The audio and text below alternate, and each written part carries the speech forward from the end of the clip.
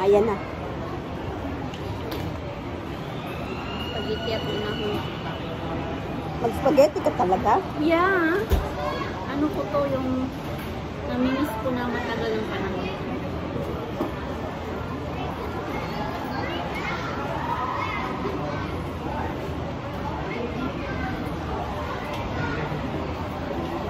I-compare mo yung McDonald's sa Jollibee dyan. Mag-Jollibee ako.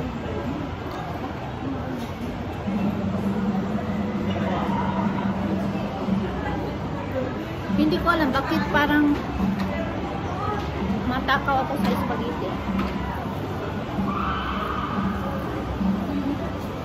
Kaon-taon. Balas. Ikot ya, tabi ka ka. Asa man na sila, Christine? Hirap pa yan? Wala pa daw, alas 4 pa daw si Dimar. Ang mga anak kong mga pasaway. Aw. Bakit daw dalawa yung kwarto? Bakit tapos 4 daw sila magkapatid? Kasi sabi ko kasi dapat yung tatlo na yan, dapat yung isang kwarto niyan, dapat 3 kayo niyan. Babae ko yun eh. Dapat daw kanya-kanya sa mga anak ko. Dapat na mapa-change color na naman daw ng mga kulay ng kwarto. Aba, may pira kayo? Dalaga na kasi mga anak mo doon, no? O kasi ang plano ng panganay ko, mag-extend kasi daw siya dito sa likod. Ayaw ko magpa-taas na kasi nilulong doon. Kasi uso din sa atin yung taas-taas, diba? Extension sa taas. Kasi kung Kain. Ay, iwan ko din muna ngayon kasi mainit pa ang ulo ng pasikulan. Kaya nga.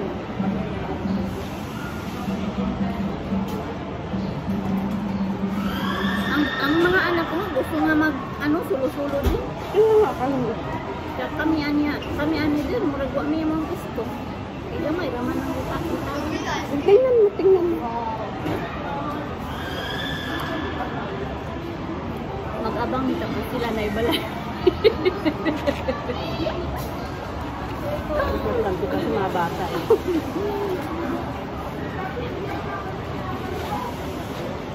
Kami ilang price kami din. Hindi, bago pa siya. Mga ganyan.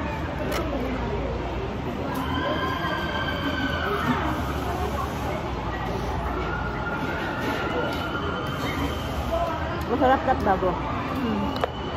Hindi lunat.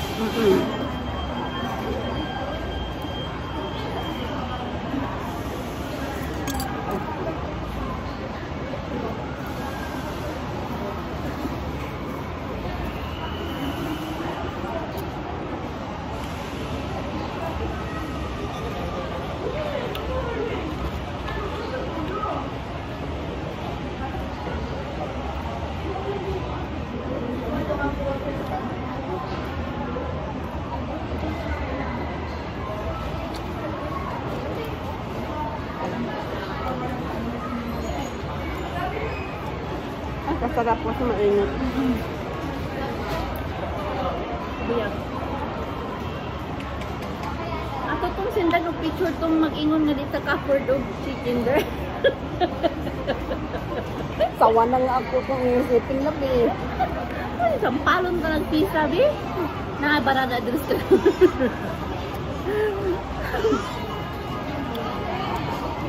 Nabas na tuloy siya.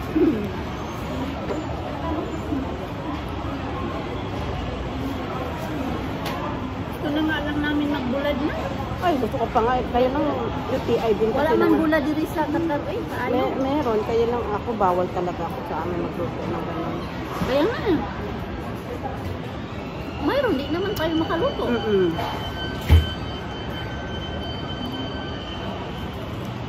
Magagano ko kasi ako kung uuwi ako sa sunod na taon. Kasi love. Next year, December muli. Gusto ko mag-December pero ang problema love. Graduation ng mga anak ko May o June. Ha? Ang problema kasi nabot ko kasi gusto ko sana magpasko din sa atin. Iniisip ko kung uuwi ako sa sunod na taon. Anuhan ko, pag-isipan ko yan. June na naman. May diretso ko ng December. Kasi kung gusto lang sana kung walang graduation ng mga anak ko, okay lang. parang wala pa akong graduation next year eh. Kasi kung matapos ko to, wala So, pa. sunod din naman. Kasi pag matapos ng pangalawa ko, mag-December ako ng bakasyon kasi hindi pa naman matatapos yung pangalawa, lalaki ko. Mag-senior pa siya, no? Oo, pero sabay sila ng pangalawa ko kasi sa 2026. Ah, sabay sila? Oo, Senior at saka junior. senior at saka college. Kasi, Yung pangalawa at saka pangatlo? Oo, sa susunod na taon.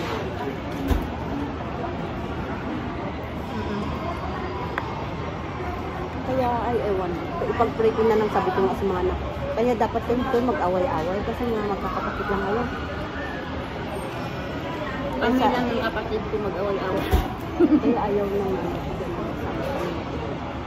kaya ako na naging ayaw. Ah, kay ayaw ng nanay mo?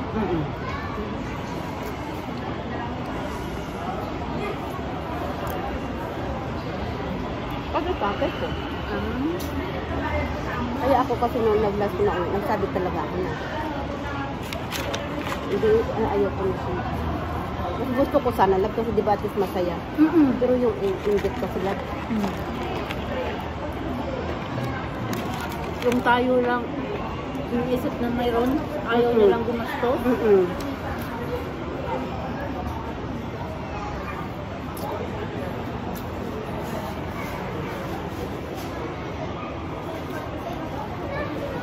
Kasi bayan siya galit. May ganun talaga din.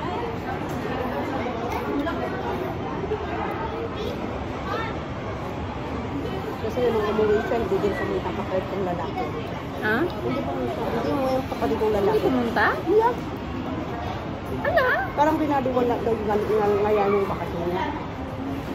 Hindi ah.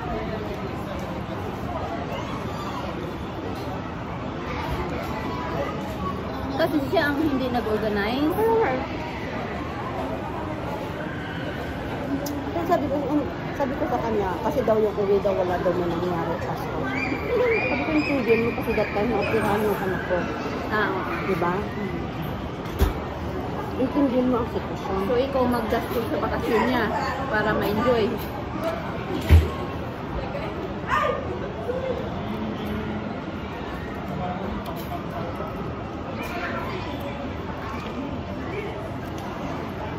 Naiwan ko lang sa mga taong iba. Hindi ko sa inintindi ba siguro. Hindi ko na din hindi na ako nagmimisi sa ate ko din. Yung sa Malaysia. So, inimisi mo, pera ng pera mo. Yun kasi ang masakit eh.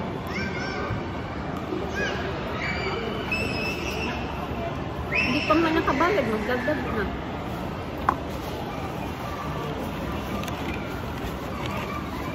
Ano, uuwi ako ng walang pera.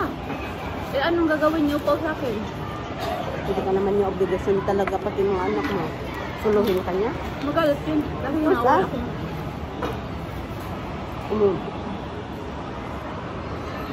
May sarili kang pamilya. Oo nga. Tapos, mga kapatid mo may mga sarili na yung buhay. Akin to there or imo na? Sa'yo yan? Ay, akin. Kasi pala sa'yo. Ito ah.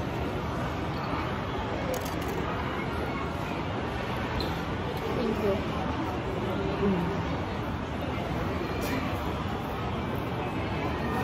Kaya, yung ako ng kaibigan ko kanina, kumusta si Jane? Hindi ko na minisel kasi nung last na pera, sabi niya Jane, manghiram siya ng pira sa akin. Ibabalik lang niya sa bakasyon ko. Eh, alam ko ba may pira ka talaga sa bakasyon ko? Maniwala ka siya. Ako lang din na talaga. Totoo yan. Kung wala, ako pa rin ang maghahanap ng paraan.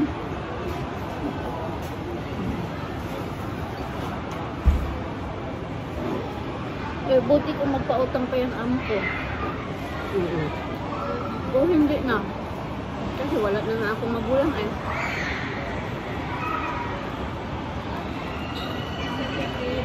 Nagkakautang lang ako dati sa kanya din kasi may magulang ako. Ay, nako. talaga sabi ko, kawawa mga magulang ko pag siya. Sabi ko, pag may pera pa pala to, wala na to. Malimit talaga ang tingin niya. Oo, hindi niya obligasyon ng magulang mo. Counted para. Sabi mo pa nga, paano pala magulang natin? Hindi mo pa kainin. Namulab, sabi niya, magkano lang padala mo? Magkano daw padala? Sabi niya, magkano ba padala mo? Hindi mo mabot ng 20? Minsan nga 12 years. Nagpadala daw sa last month 20. Ay, buti naman nagpadala ko ng 20. Tapos sabi niya, ang body wash ng anak mo kalit, bakit nag-iiba ko sa'yo? Allowance doon mga anak ko, samantalang daw sa kanya, 16 daw padala niya, 2 lang anak niya. Ay, inisip mo lang 2 anak ko, paano man walang tatay at nanay ay?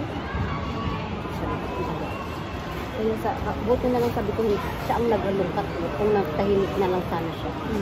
Sabi niya, mabuti pa nga yung uwi mo, ang siya ninyo, nag-ihaw pa ka. Ay, bakit sabi ko, kagustuhan ko ba yung baboy na yun? Hindi ka masaya nagpasalamat. Hindi siya naging masaya talaga sa achievement ng mga anak ko. Kasi mga anak mo wala sa doon eh.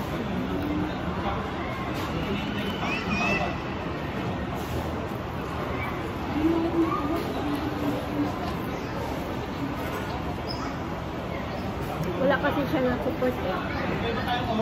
Ba't hindi niya nag-research sa mga school? Wala siyang, anak, kumusta kayo dyan? Ayos din yung pag-aaral niyo, yung gano'n. Mga bright daw kami, mga matatalino daw kami. Hindi yan sa talino-talino. Sa komunikasyon yun sa mga anak mo. Ang mga anak ko nagsikap lang yan kasi nakita nilang sitwasyon. Huwag mong papariwara din ikaw na nanay kasi nakasalalay yan sa nanay eh, di ba? Yung ano nila, yung standing nila, ang galing yan sa'yo kung Wala, pariwara ka, napapariwara din sila. Kasi nakikita nila sa nanay eh.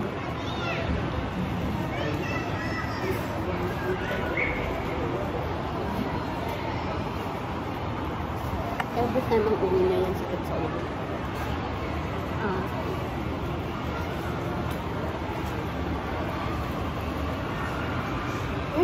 Parang pinaliwanag ng panganay ko ba? Ngayon ang nangyari. Kasi auntie, nandoon ka naman kasi sa lalaki, kaya nawawalan ka na ng time sa mga anak mo. Yung mga anak mo, auntie, nag-aantay lang na sila ng offeran mo. Offer mo o dadalhin mo. At nagpunta siya ng city. Yun yung sabi ko, hindi nga nabitbit anak mo. Tapos ngayon ang laman ng pisok ng lalaki, yung mga anak mo wala. Anong klase? Hindi niya inaamin yung anak mo? Never.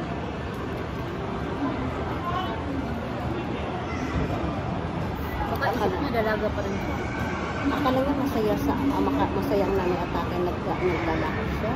Tapos sabi niya po, yung lalaki kasi minsan doon siya ang nag-atid sundo sa mga bata ngayon. Pero may estudyante din siya doon sa school na yun. May anak din siya doon. Oo. May anak man yung lalaki. Ngayon, di siya nag-atid sundo. Tapos minsan doon siya sa bahay. Tapos siya daw yung nagkatulong ng tatay ko doon sa bukid. Inutusan mo naman kasi yan. Alangan naman mag-offer yung lalaki, di ba?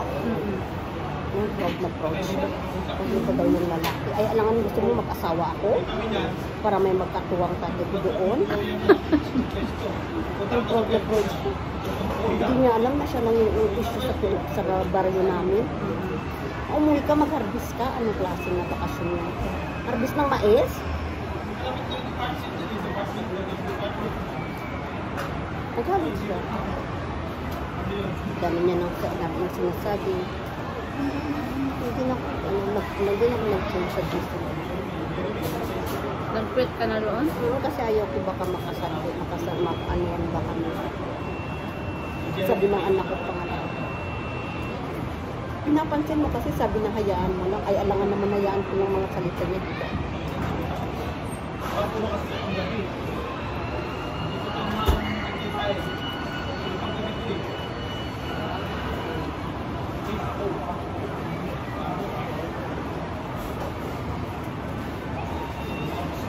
Siguro paghandaan din siya kung nasa bahay siya.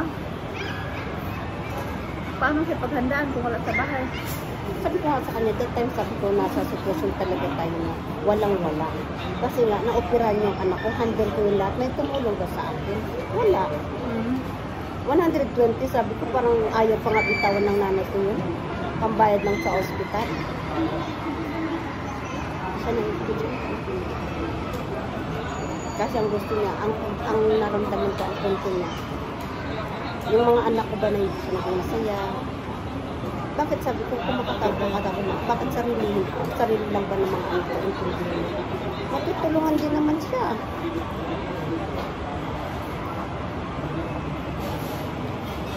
Nag-sound siya na nagkatuwang na daw yung tatay. Hindi naman permanente. Magkasawa ka na kasi para may tutulong sa tatay mo. Mga anak ko kasi mga madilim na, Siguro yung may tag there, yung ang hanger. Oo. Nakalagay spicy, basa-basa din pag may time. Wala na akong basa-basa there. Basa-basa din kasi pag may time. Sarap, di ba? Oh. Recipe siya eh. Yung tinignan ko na doon, may signal pala. Oo, kaya nga nilagyan ng tag eh. Kaya nga may signal pala.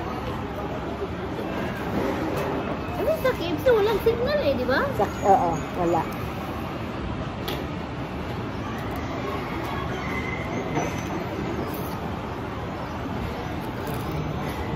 Ma-recognize mo lang sa itsura.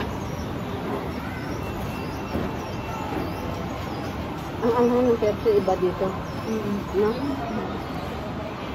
Mild lang. Dito kakagat talaga sa ano mo? Kasi pati laman sa laman ba, kumbaga, di ba? Burang third coating guro. Third coating siguro itong spice nila. French fry din? 3 na pala? Oo. Kaya nag-ready na ako ngayon. Sabi ko nga, 3 na pala. Ugos na ako. Ay, alam mo naman, araw-araw may maglalabog ng buka. Bakit? Ngayon, ang dinis ng room ko. Bukas na. Marami na namang buhok.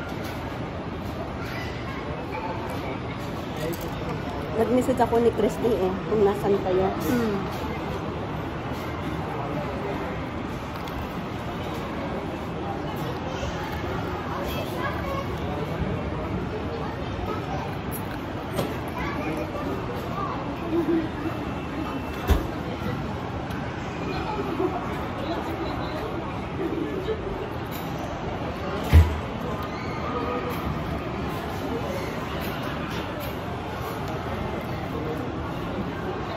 Kaya gusto ko sana yung Gcash kasi mataas daw ang palitan ng Gcash. Taas na.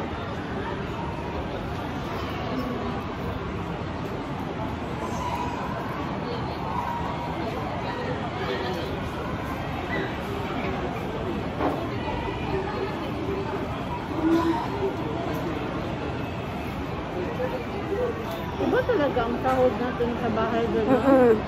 Kasi ang kaibigan ko ngayon, sabi niya. Kasi maliit lang kasi ang sahod ko ngayon compare sa bahay ko dati eh. Iba halaba. Yung bahay sa Europe kasi either abutin kasi ang sahod mo more than 100k. Okay. Ngayon, Tapos? nasa resto na siya. Siguro nasa mga 90 na lang. Kaya ang laking bawas. Ako talaga. Kasi hindi. Kaya nga dito sa Ang atin. stress din niya sa amo.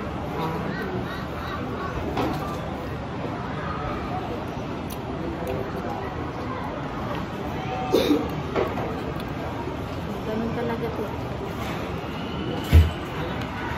Ubusin na natin tong pizza. Ano there, para crispy pa. Oo, Wala mainit na. pa. Masarap, di ba? Hapit na Julie. Oo, kasi malamig na.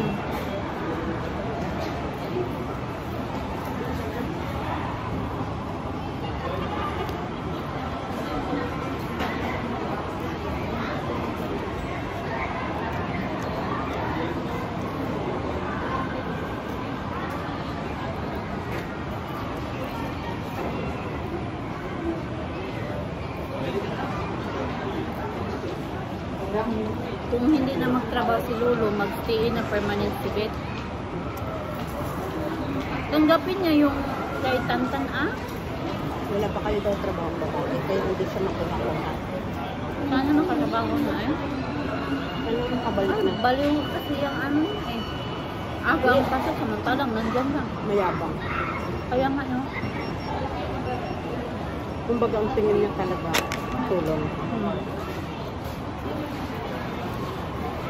Kung nandun na tayo lang kasi alam naman natin ang trabaho natin.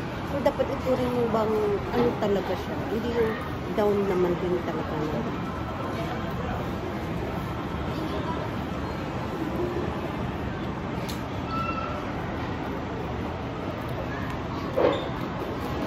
Tsaka si Bit marunong yan sa lahat no. Saan nga nagluluto? Kung hindi ako marunong magluto din Kami dyan? Natamaan siya. Natamaan naman siya ng toko niya. Pandol?